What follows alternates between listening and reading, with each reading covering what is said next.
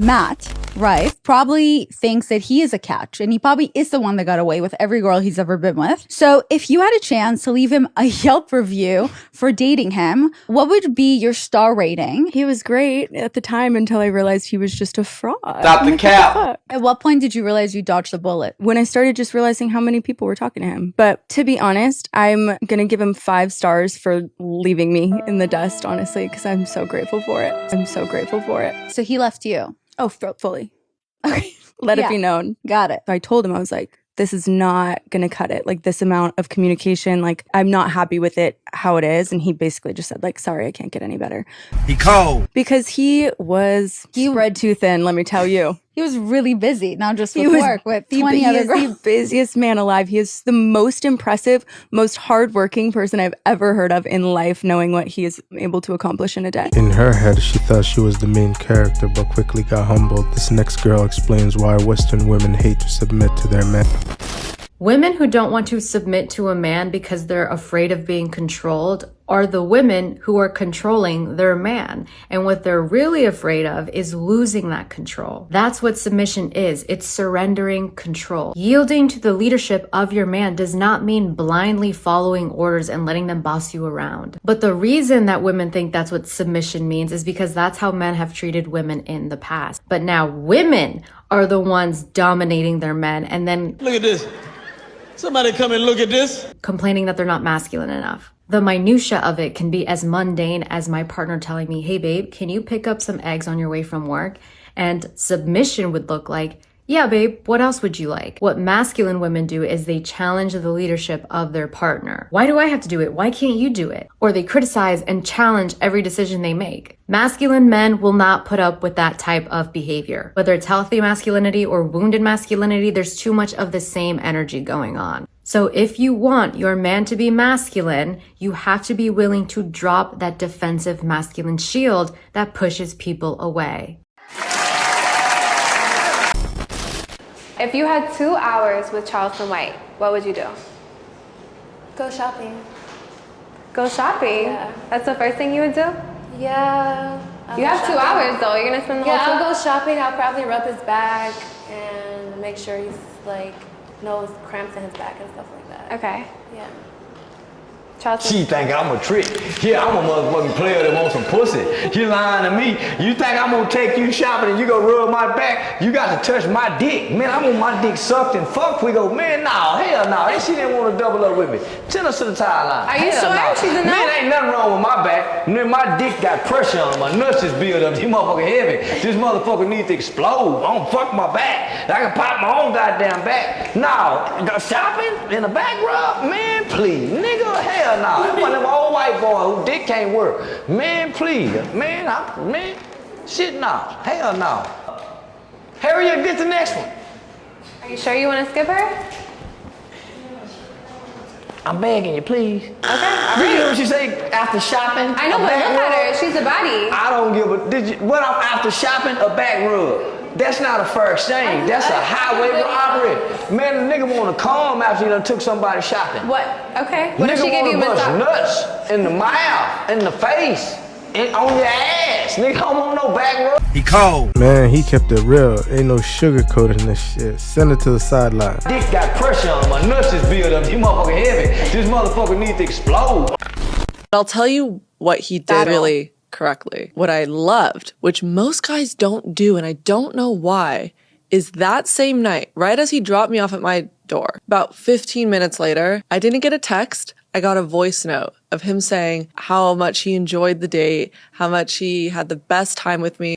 And I was like, you know what? That's so refreshing. It's so nice. And it takes 2 seconds. Yeah. And it just makes your number go up tenfold. Stop if the you're cap. trying to court someone and you want to be the guy or girl that that person talks to their friends about the next day, do those little things. Yeah. The texting the night of. Do not play it too cool. I hate like, oh, I don't want to text her that night. I'll do it the next day or 2 days from now. Why?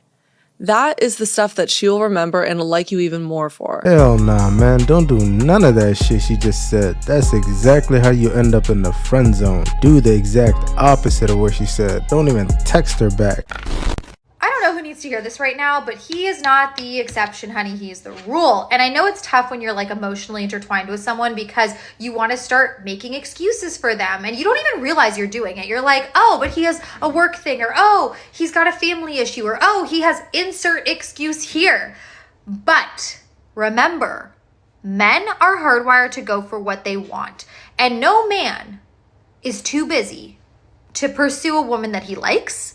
No man has too much going on to the point where he can't at least send a text saying, hey, can't really talk right now, but I'm thinking of you. We know how to communicate as adults. Stop making excuses for him, because what that leads to is you overcompensating for his lack of effort. And when you do that, you enter into your masculine energy. And you know what's really unattractive to men as a matchmaker who works with lots of them? Masculine women.